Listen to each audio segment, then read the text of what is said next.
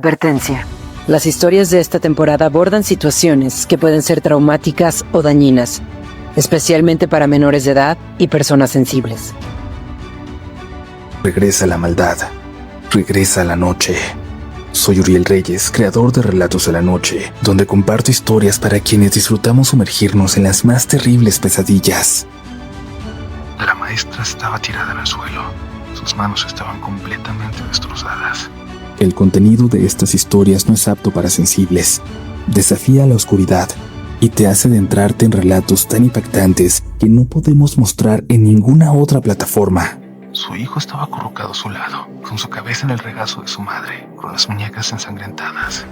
Los invito a escuchar la nueva temporada de Relatos de la Noche sin censura, disponible muy pronto con un nuevo episodio cada semana solo en Podimo, donde también puedes escuchar otra de nuestras producciones originales, Criaturas de la Noche, una colección de los entes más aterradores en la historia de este programa.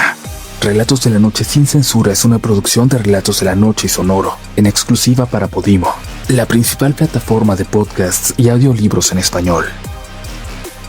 Paso por una iglesia, siento algo de malestar. Sé que lo que viví, o lo que vi, es completamente anormal, pero nada me parece más macabro, más maligno, que una secta que se esconde en la iglesia, entre sus fieles. Cuando les preguntamos de qué querían que habláramos este octubre de relatos, uno de los temas que más sugerían era el de sectas, cultos oscuros. Y aunque es un tema escabroso, uno que no me gusta tanto tocar, nos han llegado historias muy buenas, muy impactantes recientemente, así que sentimos que era el momento adecuado para una nueva edición especial de Sectas Macabras. Recuerden dejarnos en un comentario sus temas favoritos porque en este mes queremos darles gusto. Es nuestra Navidad, así que hay que disfrutar. Vámonos con la primera historia. Es momento de dejarse llevar y darse la oportunidad de escuchar, imaginar. Ya estás escuchando Relatos de la Noche.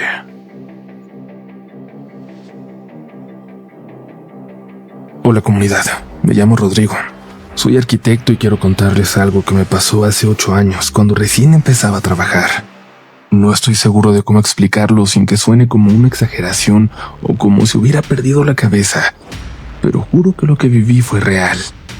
En ese tiempo mi tío, que lleva años dedicándose a la restauración de templos y edificios antiguos, me invitó a acompañarlo a un proyecto en un pueblo de la Sierra Norte de Puebla.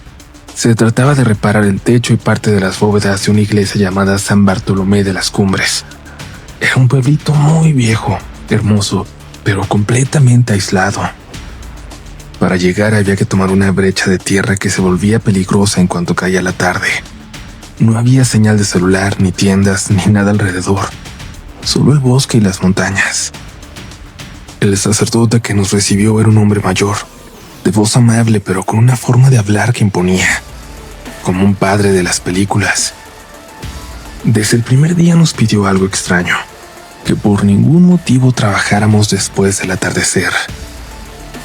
La iglesia necesita su descanso, nos dijo, con una sonrisa que a mí no me pareció nada tranquila. No hay que perturbar su paz cuando cae la noche. Nadie le contestó nada, pero todos sentimos que había algo raro en esa advertencia. Durante los primeros días trabajamos sin problema, aunque las cosas avanzaban muy despacio. Mi tío estaba preocupado por los tiempos y yo también, y quería demostrarle que podía ser responsable, que podía confiar en mí para más proyectos. Al tercer día, como a las 9 de la noche, estaba en el cuartito de madera, de piso de tierra donde me estaba quedando esos días, cerca del pueblo. Estaba revisando los planos. Había varias cosas que podían acelerarse si se organizaban mejor, así que tomé mi libreta y decidí regresar a la iglesia para anotar todo. Quería quedar bien con mi tío, y además me dije que eso de no trabajar de noche debía ser solo una superstición del padre. Me fui para la iglesia. El camino estaba completamente oscuro. Cuando llegué, el templo parecía vacío, pero al acercarme noté algo. Un sonido que venía de adentro. Era como un murmullo. Pensé que algunos de los albañiles también habían regresado a adelantar trabajo, pero cuando me asomé por la puerta lateral no había nadie. Solo una luz tenue que se filtraba por debajo del altar. Me dio curiosidad. Tomé una linterna y bajé las escaleras que conducían al sótano, el área donde se guardaban los materiales antiguos de la iglesia. No nos dejaban pasar porque ahí tenían todo: las hostias, el vino de consagrar, todo lo que no podía estar arriba durante la remodelación. Ahí fue cuando vi lo que me hace escribirles esta noche. Ahí abajo había al menos 10 figuras vestidas completamente de negro, de pie alrededor de una especie de fogata. En el centro, suspendido boca abajo, ardía lentamente un Cristo de papel maché. Las llamas lo consumían desde la cabeza, mientras ellos murmuraban algo que sonaba como oraciones, pero al revés. No supe cuánto tiempo estuve ahí parado sin poder moverme. Seguramente solo fue un segundo, un instante que se alargó en mi terror, hasta que una de las figuras giró hacia mí. Era el padre. Su rostro estaba cubierto de hollín, pero lo reconocí al instante. Me miró directamente, dio un paso hacia adelante y gritó: ¡Espera! Pero no me quedé a comprobar qué quería. Corrí escaleras arriba, salí por la puerta lateral y luego apagué mi linterna para caminar por aquel camino oscuro. No paré hasta llegar a mi cuarto. Cerré con llave, apagué las luces y me quedé ahí, temblando, escuchando mi respiración. Esa noche no dormí. Varias veces me pareció ver sombras moverse frente a la ventana, como si alguien diera vueltas alrededor del hospedaje. Al amanecer, cuando mi tío pasó por mí, le dije que estaba enfermo, que no podría ir a trabajar. Guardó silencio unos segundos y luego me preguntó: «Entraste a la iglesia anoche, ¿verdad?». Yo no supe qué decirle y terminé contándole todo, por más loco que sonara. Él no se sorprendió, solo suspiró y me dijo que sospechaba algo raro. «Empaca tus cosas. Nos vamos a ir sin avisarles. Nomás agarramos todo y nos vamos de aquí». Esa misma mañana llegó con su camioneta y nos fuimos. Nadie dijo nada durante el camino. Su equipo completo decidió abandonar la restauración. Habíamos estado trabajando casi gratis, como un favor a la diócesis, pero nadie quiso volver, ni comentar por qué es que abandonamos ese proyecto. Un par de meses más tarde le llegaron noticias a mi tío de que el padre había desaparecido. Nadie continuó con las restauraciones. Le dijeron que de la noche a la mañana dejaron el templo vacío, con las puertas selladas con cadenas y un letrero que decía: «Cerrado hasta nuevo aviso». Desde entonces, cada vez que paso por alguna iglesia siento algo de malestar. Sé que lo que vi, es completamente anormal, pero nada me parece más macabro, más maligno que una secta que se esconde en una iglesia, entre sus fieles. Hola, Uriel. Tu video de los 2 millones de suscriptores me hizo animarme a contar algo que precisamente me sucedió en Querétaro. Espero lo puedas leer. Lo único que he modificado son los nombres de las personas que vivieron esa experiencia conmigo. Las ubicaciones las dejo tal cual.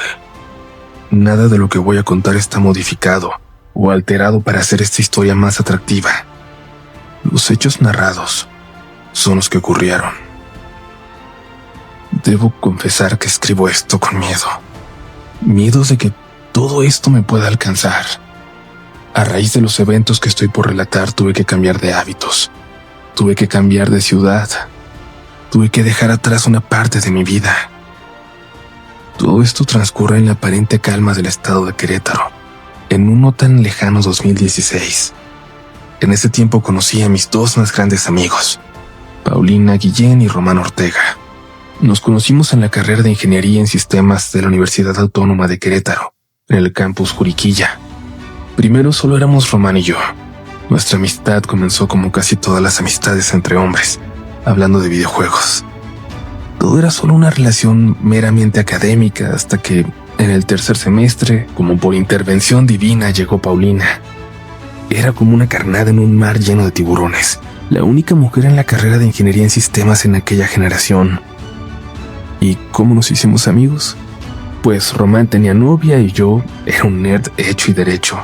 Jamás pensé siquiera en acercarme a ella con alguna intención romántica, así que fue ella quien se acercó a nosotros. Pasaron los meses y formamos una amistad increíble. Pasábamos todo el tiempo juntos en la escuela. Después íbamos a la casa de la abuela de Paulina, en la colonia La Pradera, o a cenar con el papá de Román, en la colonia El Tintero, con quien él vivía desde que su mamá murió. Esa fue nuestra rutina hasta que, con mucho esfuerzo, y después de aguantarme el hambre uno que otro día en la escuela, me compré mi primer carro, un Tsuru del año 2009. Algo viejo y descuidado estéticamente, pero suficiente para un universitario con ganas de comerse el mundo. Después de unos meses de uso, por fin me animé a salir a carretera. Tras muchas pláticas e ideas que tuvimos entre Pau, Román y yo, como caído del cielo llegó el destino perfecto. Un tío de Román poseía desde hace unos años una casa de descanso en la Sierra Gorda queretana, una cabaña rústica en medio del bosque, y muy cerca de la, en ese tiempo, famosa cascada de Puente de Dios. Parecía el plan perfecto. La casa necesitaba reparaciones en el techo para evitar goteras por el aguanieve que caía en la zona durante la temporada invernal. Nosotros, en búsqueda de una excusa para salir a probar mi coche en carretera y disfrutar un buen fin de semana lejos de la ciudad, nos ofrecimos a arreglarla. Así que, sin dudarlo, a lo mucho nos tomaría la mañana del sábado, y podíamos disfrutar el resto del día, el domingo e incluso parte del lunes disfrutando la casa. Y así, sin más, el sábado a las 5 de la madrugada, ya estábamos tomando carretera rumbo a este lugar. Después de un par de horas manejando en curvas sumamente peligrosas, para alguien con tan poca experiencia como yo, logramos llegar. Con las manos empapadas en sudor por mi poca pericia al volante, pero llegamos. La reparación nos tomó más tiempo del esperado por una llovizna intermitente que no nos dejaba trabajar de corrido. A eso de las 4 fue cuando pudimos bajar al pueblo para buscar algo de comer y comprar alguna cerveza. Cuando estábamos en la única tienda del pueblo, noté cierto detalle que, si bien no fue nada grave, sí me hizo saber que algo no andaba bien. Mientras Román y Pau compraban todo lo necesario para pasar la noche, me quedé afuera para fumarme un cigarro. A lo lejos, a unos 40 metros, recargado en un poste, había un hombre. Alguien que parecía completamente ajeno al lugar. Llevaba ropa elegante, camisa negra, pantalón negro, botas tácticas negras y el cabello peinado hacia atrás con mucho gel fijador. Su piel era blanca, no güera ni clara, blanca como una hoja de papel. Y así me quedé hipnotizado viéndolo, hasta que regresé en mí con una palmada en la espalda que me dio Román mientras me decía: «Ya vámonos, güey, ¿qué tanto ves?». Cuando regresé la vista donde estaba aquel hombre, ya no había nadie, ni él ni su auto. Pero lo dejé pasar. Solo era un hombre raro viéndome a lo lejos. ¿Qué de peligroso podía haber en eso? Regresamos a la casa, pusimos música y justo cuando estábamos a punto de abrir la primera cerveza, escuchamos una serie de golpecitos en el techo. Pudimos haber dejado algo de herramienta ahí arriba, así que me ofrecí a subir a revisar. Pero cuando me disponía a salir, el mismo patrón de golpecitos sonó ahora desde algún mueble de la cocina, desde ahí adentro. Fuimos a revisar y nada. Alacenas vacías y todas las ventanas perfectamente cerradas. Con algo de incomodidad, pero tratando de pasarlo por alto, seguimos con nuestra noche. Sin embargo, había algo raro. Yo no había podido sacar de mi mente al hombre de la tienda, y entre cervezas y cigarros terminó la noche. Nos acomodamos en la única habitación de la casa con 3 camas individuales, y todo transcurría con calma. Estábamos quedándonos dormidos cuando escuché que alguien susurraba fuera de la casa. Eran susurros lo suficientemente altos para poder escucharlos sin mucho esfuerzo, pero lo bastante bajos como para no poder saber a detalle qué decían. Me levanté con cuidado. Caminé hacia la ventana intentando asomarme sin que aquello que se encontraba afuera me notara. Cuando llegué, vi una decena de siluetas blancas a unos 10 metros de la casa, entre el bosque, platicando. Me tomó unos segundos darme cuenta, pero eran esas siluetas las que estaban susurrando. Pero no era posible. Estaban al menos a 20 metros de distancia. Era imposible que yo escuchara sus voces. Y mientras pensaba en eso, escuché unos pasos casi frente a mí y solo pude tirarme al piso. Había alguien en la ventana. Alguien intentando ver hacia adentro, a través del vidrio casi transparente. Me golpeé la cabeza al dejarme caer en el piso. Estaba algo aturdido. Me imagino que el sonido del golpe despertó a Pau. Se levantó y cuando se acercó a la ventana solo la vi llorar. Se quedó congelada llorando. Horas después me enteré de lo que vio. Las mismas siluetas que yo. Pero esta vez había una más. Algo que parecía ser una cruz de unos 2 metros. Estas siluetas sujetaban a la fuerza a alguien, mientras otra de ellas, con un cuchillo enorme, perforaba las manos, los pies.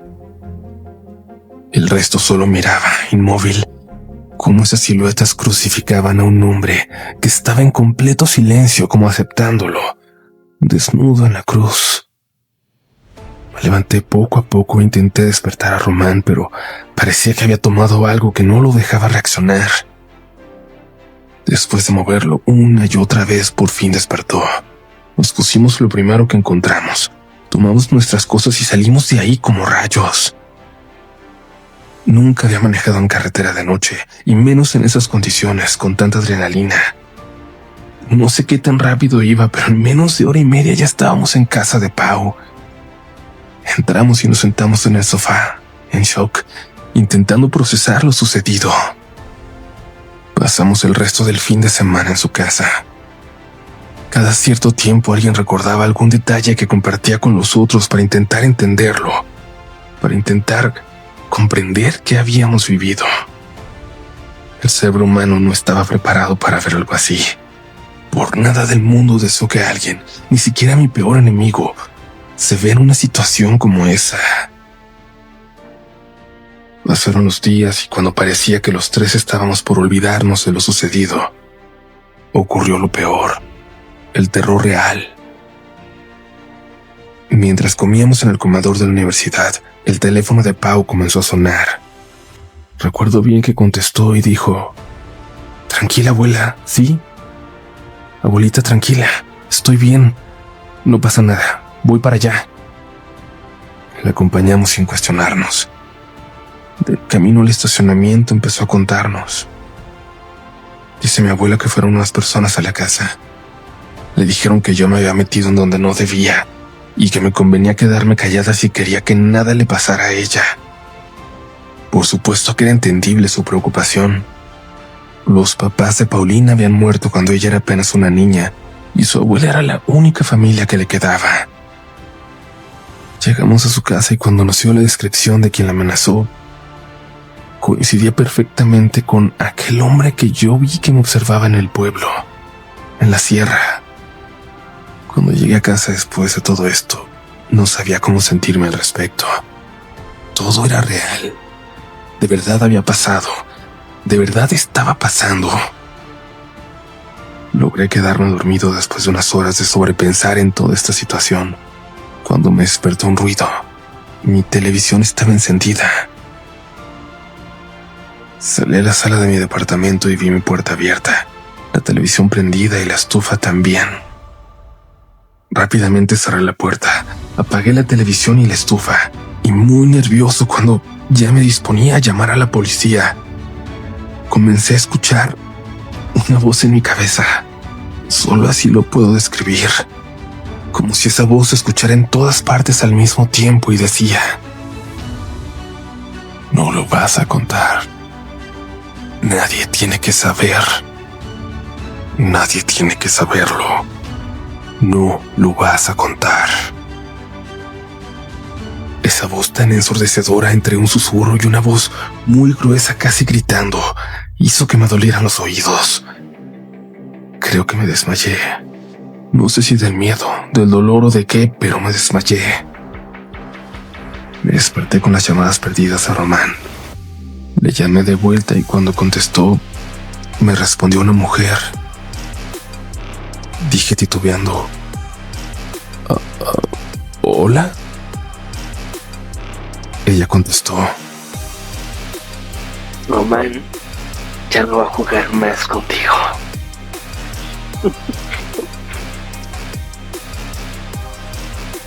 Escuché cómo se tapaba la boca como para que no la escuchara reír. Colgué y salí como alma que lleva al diablo a casa de Román. Llegué, toqué su puerta y me abrió su papá con algo de desconfianza, pero me hizo pasar con prisa.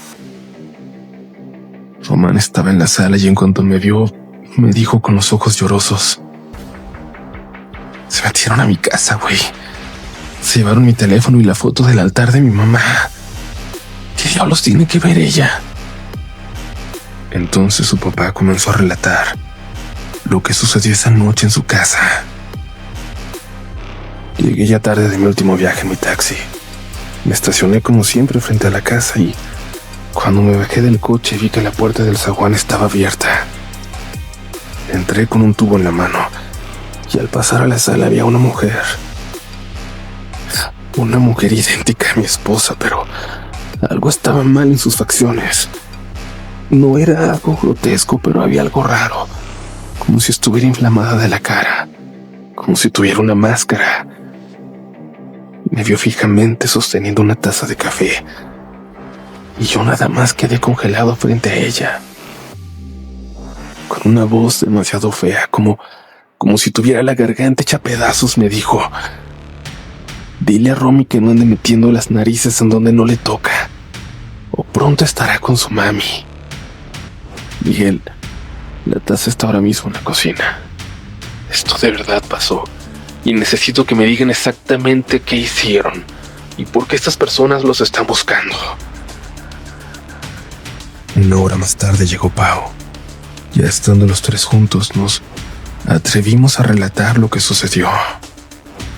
Cuando terminamos, el papá de Román nos dijo que hablaría con el tío para preguntarle si sabía algo o tenía algún dato que pudiera ayudarnos. A fin de cuentas era su casa. Nos fuimos a la universidad con miedo. En el camino íbamos hablando sobre qué podríamos hacer al respecto. El ambiente se sentía tenso. Sentíamos que en los semáforos las personas nos observaban desde la banqueta, desde los otros coches, e incluso ya en la facultad percibíamos que algunos maestros nos veían con cierto coraje. Era raro. Era como si todo el mundo allá afuera supiera lo que nos estaba sucediendo, como si estuvieran en nuestra contra.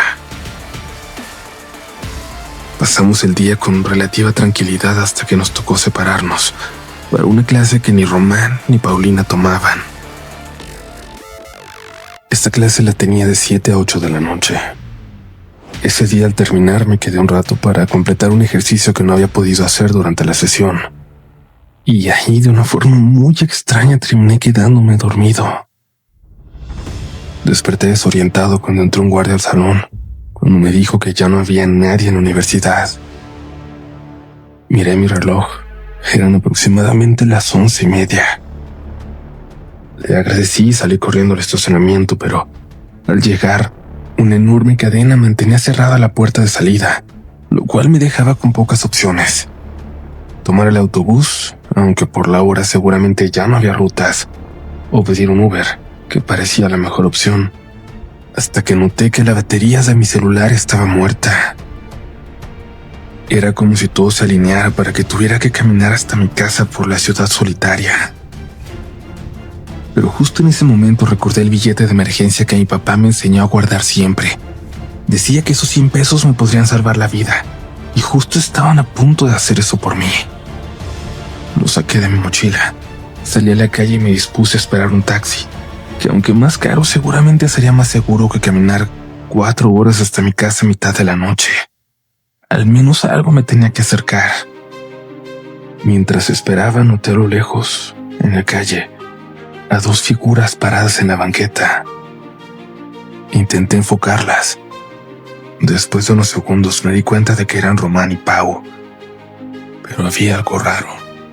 Solo estaban ahí parados, sin caminar ni platicar, incluso después de que les hice señas. Intenté acercarme, caminé hacia ellos, pero algo rarísimo estaba pasando. Mientras más avanzaba, más lejos parecían estar. Era como si el espacio se alargara, como si estuviera en una caminadora de un aeropuerto. Caminaba hacia ellos, pero me alejaba. Intenté hacerlo más rápido. Después empecé a trotar. Me empecé a desesperar. Y corrí. Corrí, pero no llegaba a ellos. Las luces de un taxi me despertaron de ese horrible trance y, sin que yo hiciera la parada, se detuvo a mi lado. Miré por la ventanilla. Eran Román y su papá. «Súbete, güey. Rápido, que ya nos vieron». Y sí, esas figuras que yo antes había visto como Román y Pau, ahora solo eran 2 siluetas negras corriendo hacia nosotros. El papá de Román aceleró a fondo. Parecía que su viejo taxi se desarmaría en cualquier momento. Cuando llegamos a su casa ya estaban ahí Pau, su abuelita y el tío de Román tomando café. No sabía a ciencia cierta cuál era el propósito de que todos estuviéramos reunidos, pero sí sabía que de algún modo lo que estaba pasando nos afectaba a todos. El tío de Román rompió el hielo y dijo: «No creí que esas personas siguieran haciendo sus desmadres allá en el pueblo. Yo dejé de ir justo por eso. Pero les voy a contar lo que sé. Cuando yo compré la casa, el pueblo era mucho más chico de lo que es ahora. Nadie llegaba ahí ni por accidente. Solo íbamos las personas que vivíamos ahí o los proveedores de la única tienda del pueblo. Hasta que un día llegó un hombre que le hacía plática a las personas afuera de la tienda, afuera de la iglesia y en general en cualquier oportunidad que tenía. Un hombre muy carismático. Poco a poco se esparció el rumor de que este hombre hacía limpias, abría caminos y realizaba trabajos de brujería tan fuertes que varias familias habían conseguido hacer prosperar sus negocios. Hacían fortunas de la noche a la mañana, y este hombre se ganó el apodo de El Santo.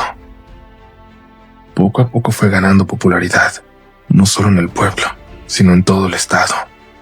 Se volvió común ver subir al pueblo camionetas de lujo directo a su casa, hasta que un día dejó de salir. Nadie lo veía más fuera de la misa, ni en la tienda, y la gente comenzó a hablar. Algunos decían que los ricos lo habían secuestrado. Otros aseguraban que lo habían visto salir corriendo en la madrugada, adentrándose en el cerro. Y otros, que un día simplemente se esfumó en el aire, como si no existiera.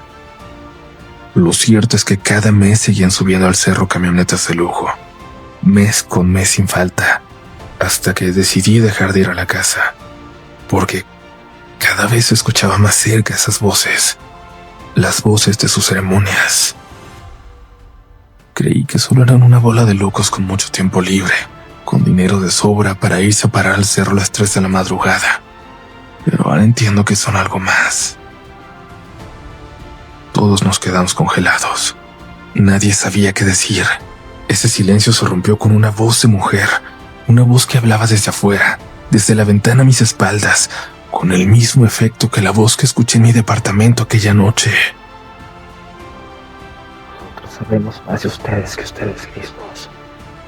Sabemos hasta cuándo se van a morir. Pero si no se quedan callados, podemos adelantar esa fecha.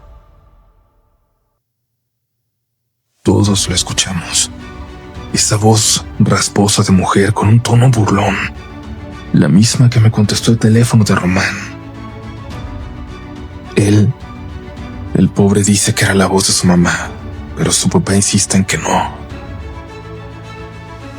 Esa noche todo se fue al carajo. Llegué a mi departamento ya pasadas las 2 de la mañana. El papá de Román me llevó después de dejar a Pau y a su abuela en su casa. Cuando entré todo estaba en orden, excepto una cosa. Cuando me acosté en mi cama, estaba ligeramente caliente, como cuando alguien se levanta y se queda a la temperatura en el colchón. Miré a todos lados con desconfianza. Todo estaba en perfecto orden, pero había algo en el ambiente que me dejaba intranquilo, y esa incomodidad aumentó cuando del baño salió rodando muy lentamente una pelota. Una pelota que yo reconocía bien.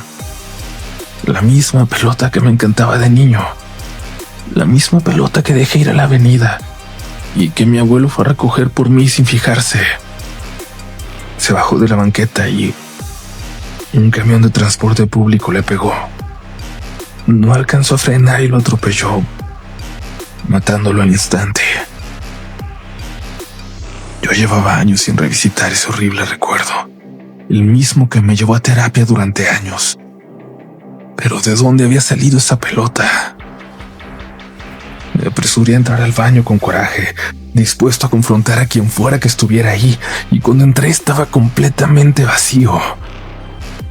No pude más. Ahí me quebré. Ya no sabía qué hacer. No sabía qué querían esas personas de mí. No tenía la más mínima intención de contarle a nadie lo que habíamos visto aquella noche. No sabía qué más hacer ni a quién acudir. Al día siguiente, Pau ya no fue a la escuela. No dijo nada. Solo se fue. Cambió su número, cambió de casa y no volví a saber de ella. Román poco a poco se fue alejando de mí.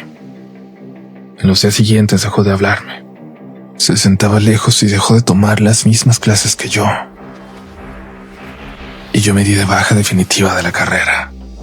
Me mudé a la Ciudad de México, donde un primo me dio posada unos meses mientras encontraba trabajo. Y todo marchaba bien. Ya no había voces en mi cabeza, ni intrusos en mi departamento.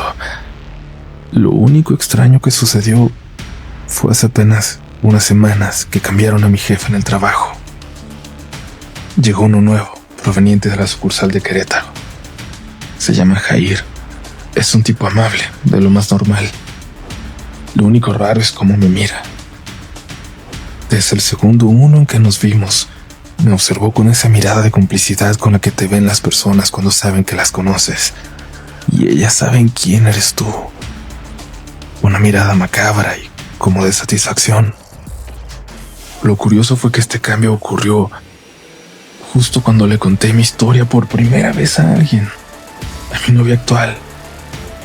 Se lo conté con los mismos detalles con los que escribo ahora, y justo 2 días después cambiaron a mi jefe. Y llegó este loco a vigilarme, a recordarme que ellos saben más de mí que yo mismo. ¿Por qué volvieron? Creo que es algo que no quiero averiguar. Gracias por leerme, Uriel. Espero que mi historia te haya convencido y te agradezco mucho por crear este espacio. Tú no lo sabes, pero hay que ser valiente para hablar de estas cosas, pero también para publicarlas y hasta para escuchar. Espero no meter a nadie más en problemas. Lo escribo para desahogarme de toda la desgracia que trajo este encuentro a mi vida. Sé que tal vez no te atrevas, pero me gustaría escucharla narrada por ti. Igual ya sí me siento más seguro, sabiendo que más personas saben de mí, de mi historia. Tranquilos, tranquilas, aún escuchando este episodio de un tema que, como siempre les digo, a mí me parece muy macabro, porque aunque no lo imaginemos, todos tenemos una secta, un culto extraño muy cerca. Todos hemos tenido contacto con alguien que pertenece a uno y quizás es quien menos imaginamos. Por ahora, lo que más quiero es desearle mucha fuerza a la persona que nos comparte la historia anterior y agradecer la confianza de compartirla conmigo, con nosotros, con esta comunidad. Hablando de eso, les agradezco muchísimo si ya están suscritos, si ya se volvieron parte, y si no, este es el momento. Únanse a la mejor comunidad de todo Internet. Vayan a unirse también al grupo de Facebook, donde en serio tenemos una convivencia muy noble. Tenemos a mucha gente que comparte sus historias con toda confianza, que nos insulta, que realmente tiene un espíritu de camaradería. En la descripción de este episodio les voy a dejar todos los enlaces necesarios para que nos sigan en todas partes, para que nos compartan cómo escuchan Relatos de la Noche. Y ojo que en los siguientes episodios vamos a estar sorteando más libros que nunca.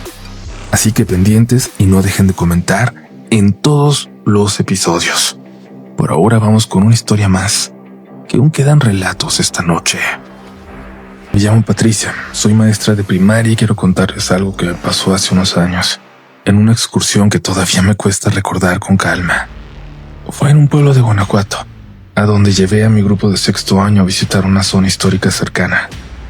Todo iba bien hasta que, durante un descanso, una de las pelotas que los niños llevaban rodó cuesta abajo, hacia una parte del terreno que no estaba dentro del recorrido. 3 de ellos, Iván, Mauricio y Tadeo, salieron corriendo detrás sin avisarle a nadie. Cuando me di cuenta ya no los veía. Corrí hacia el borde del camino y empecé a gritarles, pero no respondían. Me metí entre los matorrales y después de un rato escuché sus voces más abajo. Los encontré en un claro, cerca de un pequeño barranco lleno de piedras apiladas. Estaban callados, mirando algo en el suelo. Cuando me acerqué vi lo que era. Una especie de altar hecho con piedras acomodadas de forma circular. Y en el centro había una figura tallada en madera. Parecía un cuerpo humano con mucho detalle.